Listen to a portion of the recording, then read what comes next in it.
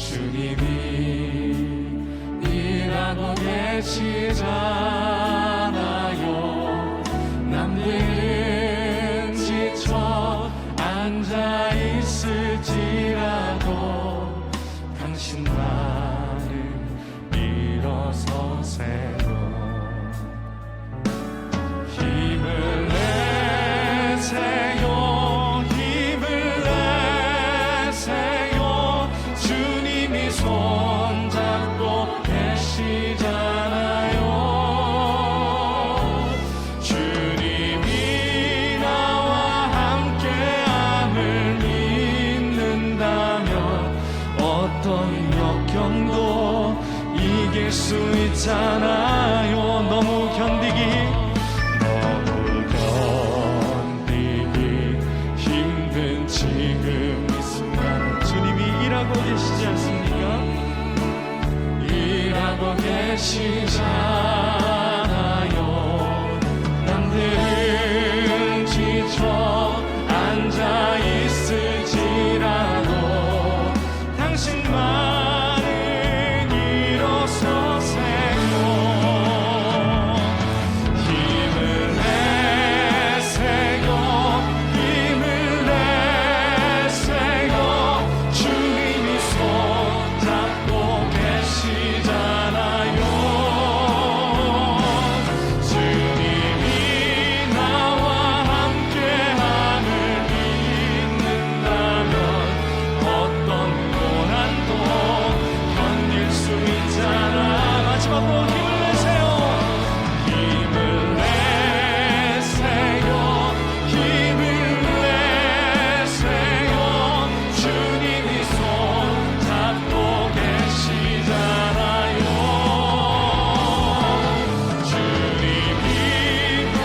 주님이 환난을 유익으로 바꾸심을 우리가 믿음으로 고백합니다.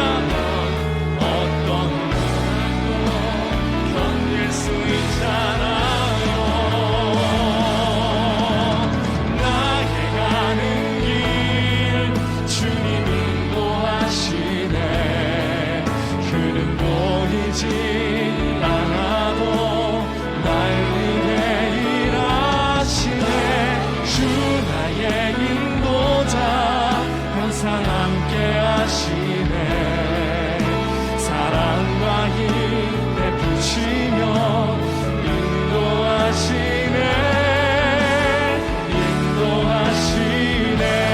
나의 가는 길 나의 가는 길 주님 인도하시네. 않아도 날 위해 일하시네.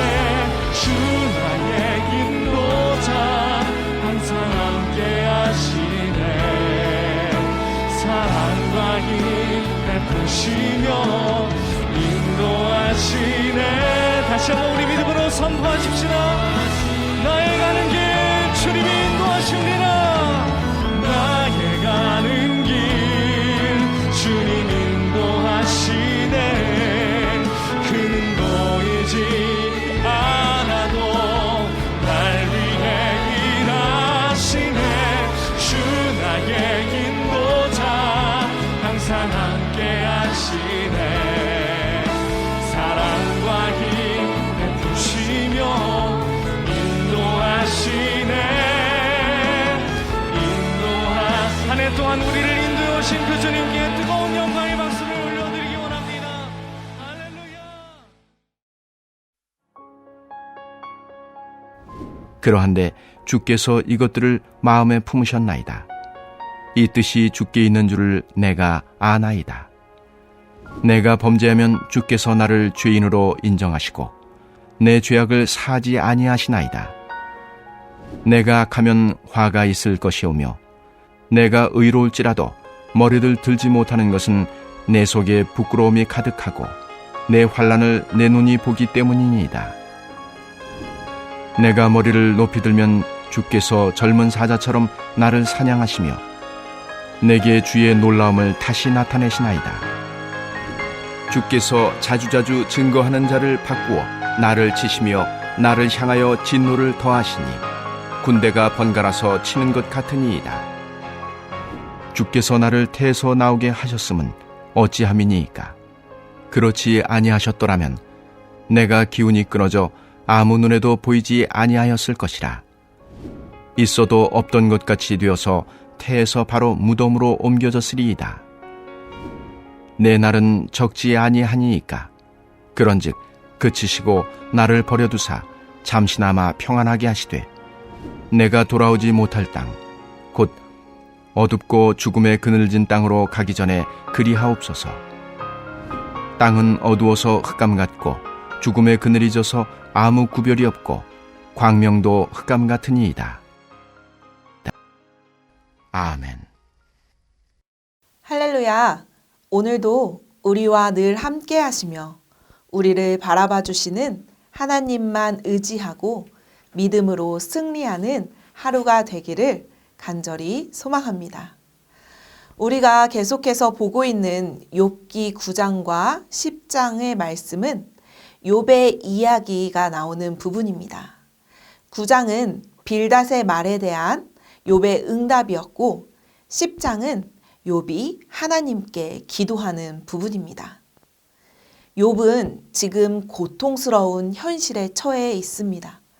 그런데 친구들은 여전히 욥에게 법과 도덕률, 전통과 경험을 가지고 충고하고 회개를 촉구합니다. 너의 잘못을 인정하고 뉘우치면 주님이 주시는 벌을 순순히 받으면 다시 형통할 날, 복받는 날이 온다고 말합니다. 욥이 이러한 것들을 몰라서 이렇게 고통 가운데 처해 있을까요? 욥도 친구들처럼 그러한 것들을 모두 다 잘 알고 있습니다. 왜냐하면 그도 지금까지 그러한 틀 속에서 살아왔기 때문입니다. 하지만 이런 것들로는 지금 자신이 처한 현실을 설명할 수 없다고 친구들에게 그리고 하나님께 항변하는 중입니다. 어제 우리가 살펴보았던 10장 1절에서 12절까지는 욥이 하나님께 자신을 얼마나 정성스럽게 만드셨고 생명을 주셨으며 보호해 주셨는지를 기억해 달라고 간절히 구하는 장면이 나옵니다. 반면에 오늘 본문 13절부터는 그런데 라는 말로 시작하며 하나님께 자신의 처지를 이야기하며 한탄합니다. 자신이 이렇게 고통 가운데 있는 것은 하나님이 온갖 구실을 만드셔서 자신을 공격하고 있는 것이니 제발 차라리 자신을 좀 내버려 두려며 이야기하고 있습니다. 욥은 하나님께서 함께함이 얼마나 큰 복인지 알지 못하고 지금 처한 현실과 상황이 너무 고통스럽고 버티기 힘들고 죽을 것 같으니 하나님께 제발 나를 떠나달라고 이야기하고 있는 것입니다. 그러나 성도 여러분, 하나님께서 우리를 떠나실 수 있으실까요? 아니요. 하나님께서는 우리를 너무나도 사랑하셔서 우리를 결코 떠나지 않으십니다. 아니, 못하십니다. 하나님은 생기를 우리에게 불어넣어 우리를 창조하셨습니다. 하나님의 생명이 우리와 함께 하는 것입니다. 그렇기에 우리는 하나님과 함께하는 존재이며 하나님 없이는 단 한순간도 살아갈 수 없습니다.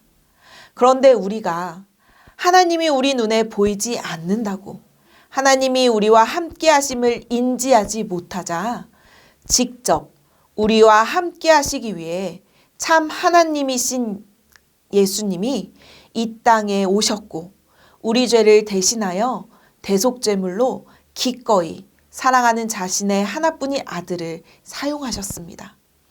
그리고 그 예수 그리스도가 승천한 후에는 성령님을 보내주셔서 우리와 늘 함께 하시기를 간절히 원하고 계십니다. 오늘 말씀을 통하여 하나님이 우리와 함께 하심이 복임을 깨닫고 나아가는 저와 여러분이 되기를 간절히 소망합니다. 욥은 자신의 고통의 이유를 다른 곳에서 찾지 않았습니다. 직접적 고통의 원인이었던 스밧 사람이나 천재지변 혹은 피부병들을 고통의 원인이라 하지 않았습니다. 대신 그 너머에서 모든 것을 주관하시는 하나님께 고통의 이유를 묻고 있습니다. 왜냐하면 욥은 하나님이 자신을 만드실 때부터 멸하실 마음을 갖고 계셨다고 생각했기 때문입니다. 그래서 하나님은 자신을 감시하시다가 갑자기 가차없이 자신을 징벌하시고 소멸하려 하신다고 토로합니다. 그러면서 14절에는 하나님이 죄를 사해줄 생각조차 하지 않으신다고 말하고 있습니다. 16절에서도 계속해서 욥은 하나님이 작정을 하고 자신을 핍박한다고 이야기합니다. 자기가 잘못을 하지 않고 의롭다고 자신의 의를 주장하기 위해 머리를 들면 하나님은 젊은 사자처럼 욥을 공격하시고 사냥한다고 말하고 있습니다. 사자와 같이 강하신 하나님이 욥을 먹잇감으로 삼으시고 욥을 공격하신다는 것이지요. 욥이 어떻게 사자와도 같으신 하나님의 공격을 막아낼 수 있겠습니까? 욥은 이러한 하나님의 공격에 그저 놀랄 수밖에 없습니다. 그래서 욥은 하나님 앞에서 자신의 무죄함을 증명하려는 모든 시도는 차단될 수밖에 없는 그 절망적인 상황에 처했음을 한탄하며 토로하고 있는 것입니다. 그러면서 욥은 이러한 결론에 도달하게 됩니다. 20절 말씀을 함께 읽겠습니다. 내 날은 적지 아니하니이까 그런즉 그치시고 나를 버려두사 잠시나마 평안하게 하시되. 하나님의 공격에 시달리고 있는 욥은 하나님께 질문합니다. 하나님, 나를 이렇게 고달프게 하실 거면 왜 태어나게 하셨습니까? 차라리 태어나지 않았다면 이러한 고통을 당하지 않았을 거라면서 그렇게 한탄합니다. 그러면서 나를 좀 내버려 두사 잠시나마 평안하게 해달라고 이야기합니다. 이 말은 21절에 나오는 어둡고 죽음의 그늘진 땅인 스올에 갈 때까지만이라도 잠시 하나님의 간섭이 없이 휴식을 취하기를 원한다는 말입니다. 전통적으로 구약에서 가장 큰 복은 하나님과 함께 거하는 삶입니다. 하나님께서 믿음의 선조들에게도 내가 너와 함께 하겠다라고 말씀하시면서 축복하십니다. 그리고 이 약속의 말씀은 지금 우리가 살아가고 있는 이 땅에서의 함께 하심만을 얘기하는 것이 아니라 영원한 삶을 약속해 주신 것입니다. 그런데 욥이 지금 구하는 것은 하나님이 자신을 떠나셨으면 하는 것입니다. 왜냐하면 욥은 여전히 하나님을 온갖 구실을 만드셔서 자신을 공격하는 사자와 군대로 인식하고 있기 때문이지요. 욥의 소망은 전형적인 신앙인들의 바람과는 정반대로 하나님으로부터 떠나 잠시 쉬는 것입니다. 그러나 사랑하는 성도 여러분, 그럼에도 불구하고 하나님께서 우리와 함께 하심이 복인 줄 믿으시기 바랍니다. 왜냐하면 하나님 없이 살아가는 인생은 영원히 죽을 수밖에 없기 때문입니다. 하나님께서는 우리를 자신의 형상대로 창조하셨고 우리를 너무나도 사랑하시기에 이 땅에서뿐만이 아니라 저 천국에서도 우리와 영원히 함께 하시기를 원합니다. 그렇기에 계속해서 우리를 연단시키며 하나님 없이는 살아갈 수 없는 인생이 되게 만드시고 계시는 겁니다.